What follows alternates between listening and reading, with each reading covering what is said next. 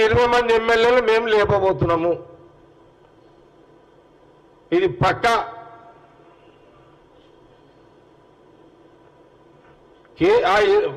మీ ఎమ్మెల్యేలు కేసీఆర్ పక్కకు వండుకున్నా సరే లేపుకొస్తాం మేము.